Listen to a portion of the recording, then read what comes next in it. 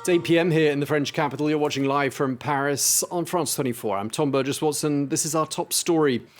Shock and sadness across the globe at the news that Diego Maradona, considered one of the greatest football players of all time, has died at the age of 60.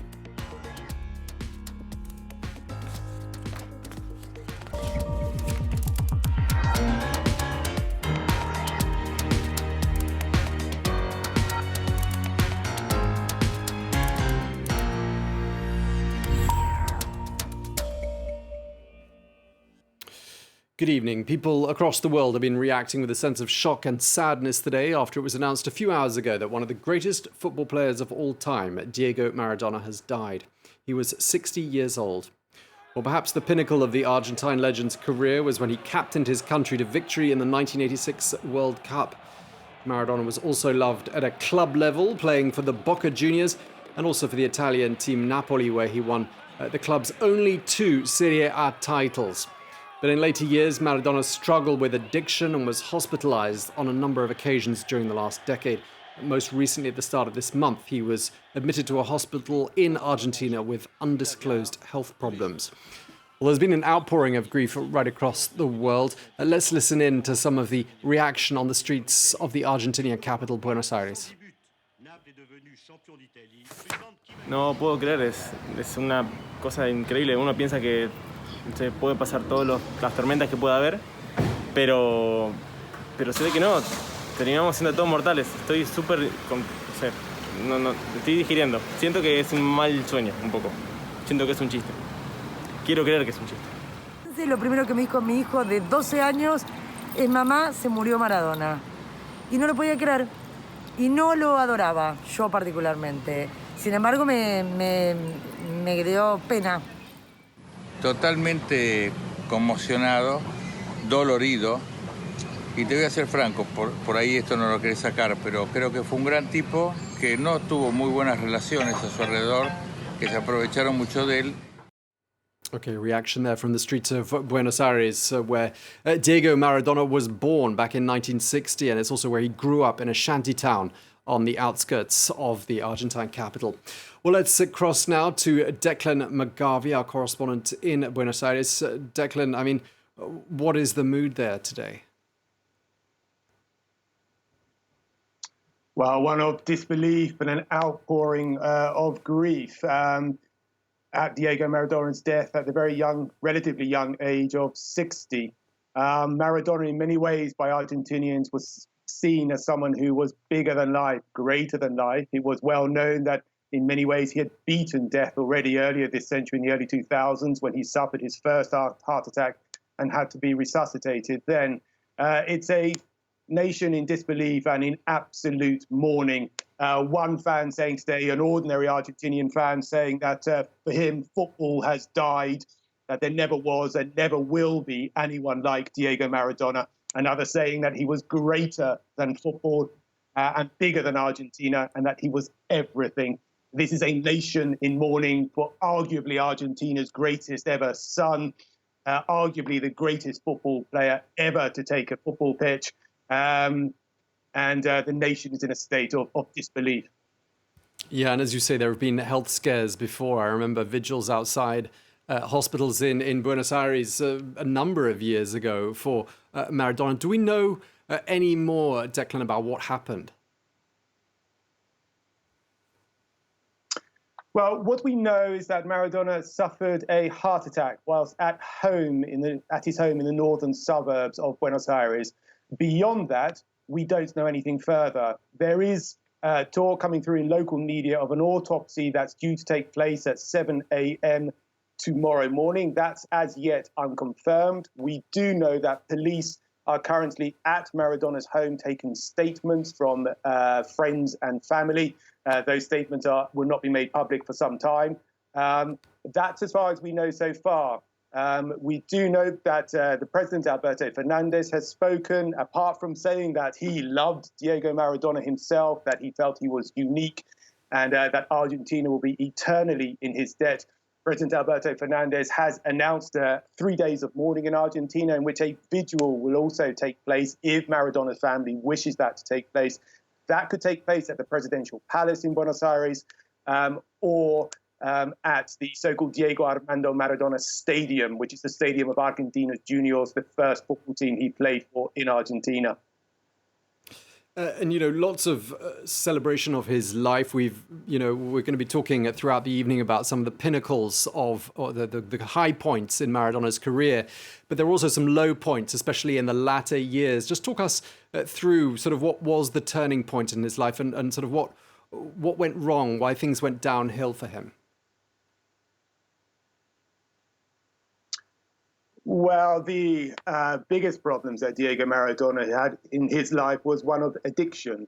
He was an addict of both Class A drugs, famously cocaine, and also alcohol. Now, it is known that in his later years, in the last few years, he had beaten his cocaine addiction, but that he remained addicted to alcohol. Now, when he was admitted to hospital earlier this month for the removal of a blood clot from his brain, his personal doctor had said that he was also receiving treatment for withdrawal symptoms from that alcohol addiction.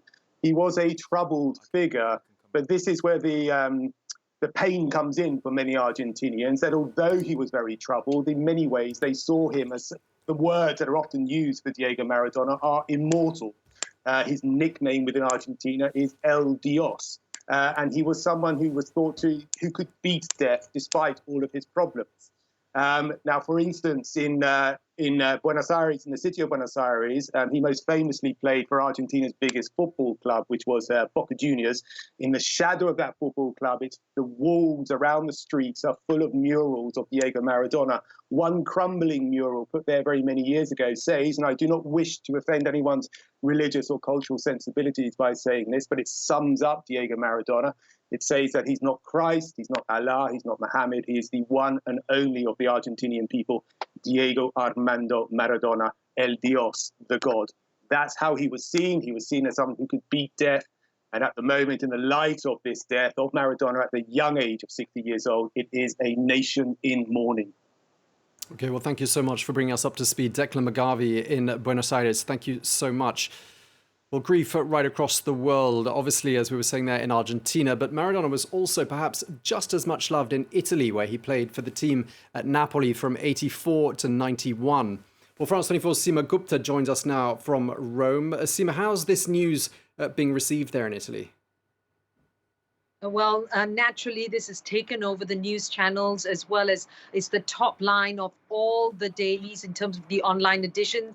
But essentially, if you look from the world of football to the world of politics across the board, sadness, deep sadness for what has happened. The Napoli Football Club tweeting, "Ciao Diego." And the Prime Minister of Italy, Giuseppe Conte, saying that the entire world mourns Maradona's death. With his unmatched talent, he has written unforgettable pages in the history of football. Goodbye to this eternal champion. So very strong words, but I think it's very clear that in this football crazy country, they very much adopted him, particularly, as you mentioned, in the city of Naples, where he played for Napoli football. Scudetto or Serie A titles back in 87 and in 1990. Now, right this evening in the city where there is a massive mural on the streets of Naples, in the Quartiere Spagnoli, or the Spanish Quarter, this historic quarter, people have gathered on the streets. They're cheering, they're singing, they're applauding and remembering this giant talent of football that was very much elevated to the cult of almost being like a god or a saint in the city, where there is in fact an altar to Maradona. So these people have gathered there this evening to express their feelings of what they feel for this football legend. Yeah, we've been looking at pictures as you've been speaking of murals and the scene you've been describing for us in Naples. I mean, Seema, why did one player make such a huge impact on Naples, do you think? I think it was very significant that he came in and he brought in those two titles. This was a club in the south of Italy, and so he represented that at a time when perhaps we saw more northern clubs like Juventus or Milan taking on more of the prizes. And suddenly he came in and they did so well. But it's interesting to note that his personal life and looking at his fortunes that came in through that Napoli football club, it was also in his time in Naples, where he's believed to have developed that drug problem, that addiction that we know that he suffered from. And he's also said to have had allegedly contact with a certain organized crime groups. On top of that, he's also known in this country for tax evasion, alleged tax evasion, when there was a period of time where he couldn't even step foot into Italy after he had left. Eventually, those issues were settled and he could return. On top of that, in Naples, it is also known that he did have a child with a woman from the town, which he did not recognize for a long time, but eventually reconciled many years later. So a checkered and interesting connection to Naples and to Italy. But clearly for the country today, you've got commentators speaking and talking about the fact that he may be gone, but his spirit and talent for many Italians will live on. Okay, thank you so much for that update. Our Rome correspondent, Seema Gupta, thank you for bringing that to us. I'm joined here in the studio by our sports editor, Simon Harding. Simon, welcome to you. One of the greatest players of all time, or perhaps the greatest player of all time. Do you think that's an exaggeration? No, not at all. And it's the eternal debate whether or not Diego Maradona was better than Pele. That's the other player that comes to mind when you think of the best football player ever. Just to bounce back on what Seema was just saying, Maradona embodied that struggle, like she said, between north and south in terms of football in Italy. But he was also the player who brought that title. And when Napoli won in 86-87, it was the first ever title won by an Italian football team from the south of Italy, further south than Rome, which just goes to show the impact of it. He broke the yoke of the northern powers, which were Milan, which were Juventus, which were Inter. And he was just this bigger than life kind of personality. And of course, when you look at his footballing career, he won one World Cup almost single-handedly in 1986, which just goes towards his plaudits that he was the greatest ever. I think it was 70% or more goals that he assisted or scored during that edition of the World Cup in 1986. But his later years in particular a little bit tarnished his image. If we consider that Pele is very much loved by everyone, you do get the feeling that Maradona off the pitch did a lot of damage to himself. Yeah, indeed. And just an anecdote, I remember as a child, in 86, the World Cup. In fact, people in Naples were supporting Argentina because Maradona was theirs. Maradona played against Italy in Naples during the 1990 World Cup, so not in 86, but absolutely. He was just this person where when you watched him on the pitch, when you saw him glide, he was mesmerizing. He was the kind of person that just brought your attention, caught your attention. During that World Cup in 86, of course, he scores the infamous Hand of God goal against England, but his second goal, the goal where he dribbles past 5 English players, including one of the greats, Peter Reid, and sits the goalkeeper on his backside to slot in the goal. I mean, it just, those were, you'd never seen goals like that before. And it goes, I think it helps that during the 80s, when sports became a bigger thing on television, his fame was also due to that. He was one of the people, and the people could finally see one of their own ascend, become great for the first time because of the spread of the media, because of the spread of the television. Yeah, and he was small, wasn't he? 1.65 m. That's about 5'5" or 5'6". But he used that very much to his advantage, didn't he? Being smaller gave him a lower centre of gravity. And that very much was reflected in his style of play. Just tell us a bit more about what his style of play actually was. Absolutely. Well, he just wriggled through defences, you could say it that way. But absolutely, low centre of gravity meant that he was able to control the ball a lot quicker. His turns, the way he'd control the ball, move the ball, glide past players.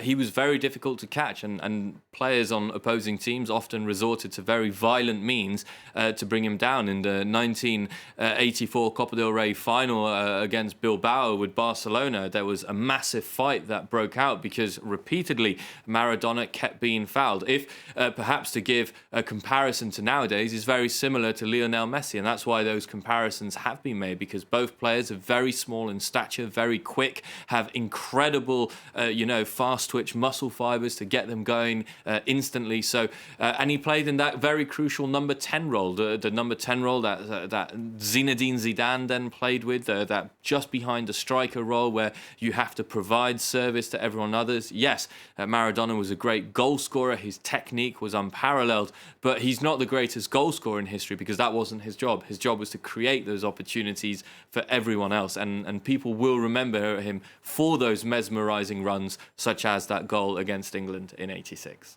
And he had an amazing sort of presence on the field, and people said that his presence and his general sort of way of being actually really affected the outcome of a game and how his team performed. I mean, describe that for us. What was his presence, and what were his team members feeling if he was there and if he was sort of very much behind them? Well, you just need to look at, what opposing team members said first and foremost. I think some of the greatest Italian defenders of all time, Franco Baresi of AC Milan, Paolo Maldini of AC Milan, said he was the hardest player to ever defend against, which just goes to show he was the kind of player where single-handedly he could change a match, and he galvanized everyone around them. You always say when you play in a team with, a star player, you raise your game. Well, that certainly was the case.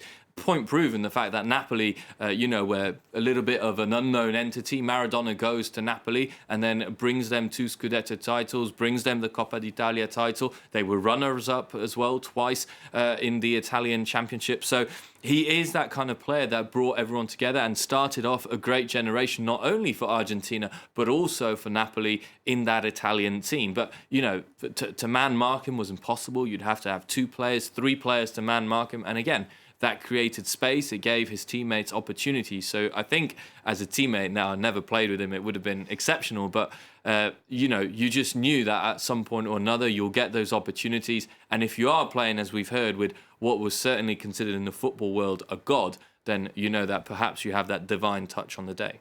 But of course, he left Napoli in 1991. And I think it's fair to say the team never really had a glory chapter quite like the one it had when Maradona was in town. And do you think that's the reason for that sort of outpouring of emotion on the streets of Naples, a huge sense of sort of nostalgia really for a golden era?